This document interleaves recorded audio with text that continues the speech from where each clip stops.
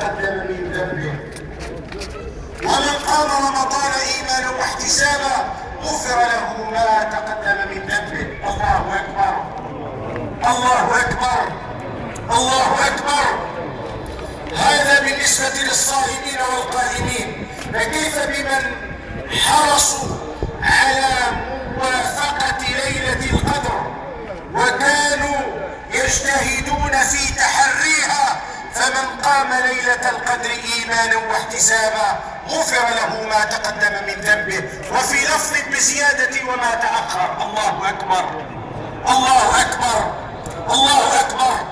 عباد الله، إن الله سبحانه وتعالى خلقنا لعبادته، وهي الغاية العظمى من وجود الكائنات، لأنه سبحانه وتعالى غني عن جميع مخلوقاته، وجميع مخلوقاته مفتقرة إليه.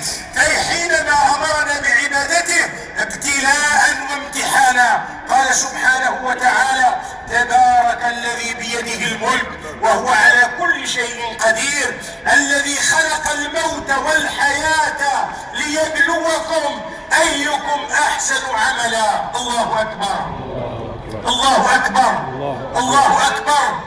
ليبلوكم أيكم أحسن عملا، ليتنافس الناس في إتقان العمل وإحسانه حتى يكون مقبولا عند رب العالمين. وأحسن العمل أن يكون خالصا لله عز وجل من جميع الشركيات ومن الرياء والسمعة، وأن يكون أن يكون العامل قاصدا وجه الله تعالى في عمله. وكذلك من أحسن العمل أن توافق بعملك هدي الرسول صلى الله عليه وآله وسلم. فإن العمل إذا كان خالصا ولم يكن صوابا موافقا للسنة لا يقبله الله عز وجل، وإذا كان صوابا موافقا للسنة وليس فيه إخلاص لا يقبله الله عز وجل، حتى يجتمع فيه الأمران معا، الإخلاص والصواب، ذلك يقبله الله جل وعلا. الله أكبر، الله أكبر، الله أكبر. شبابنا، صام بعضكم وقام بعضكم ليالي رمضان. يا شبابنا، إن الله الذي